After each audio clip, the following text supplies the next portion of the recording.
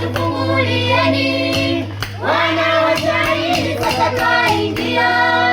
Walio na macho waje watuone, walio na masikio waje wasikie shairi.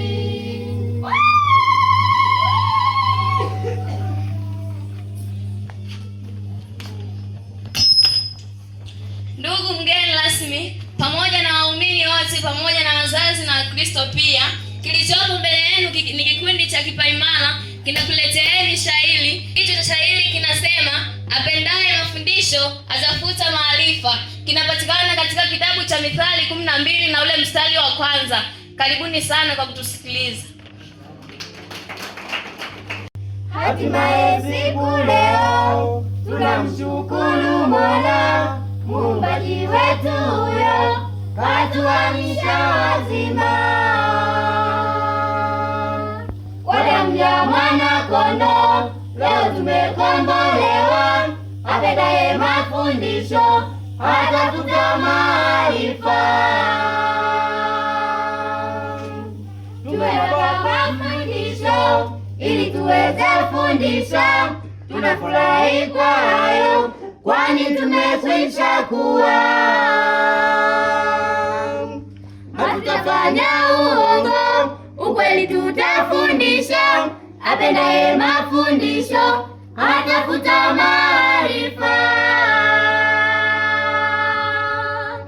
Tumeyapata maonyo, mwalimu katufundisha, hakika yote maneno tulimsikia sana.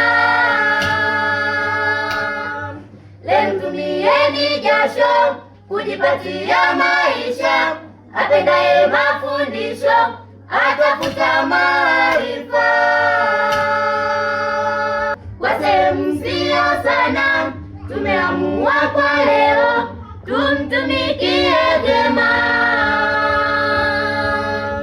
Tumeamka kwa moto kusema Yesu ni Bwana, apendaye mafundisho atafuta maarifa. Mtakatifu ni Roho wa Bwana kutuongoza, kwa ujasiri kuwepo mbele yenu mashuhuda.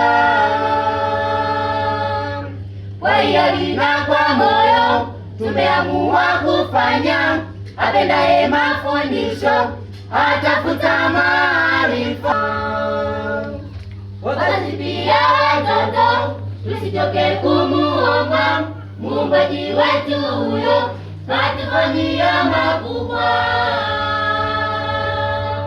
Fikiria mengi hayo, amekupa hujalipa, apendaye mafundisho atafuta maarifa.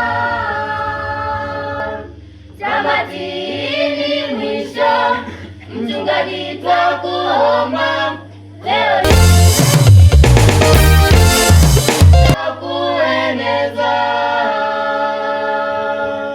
kwani tunaona bado na kwa wengine kufika, apendaye mafundisho atafuta maarifa.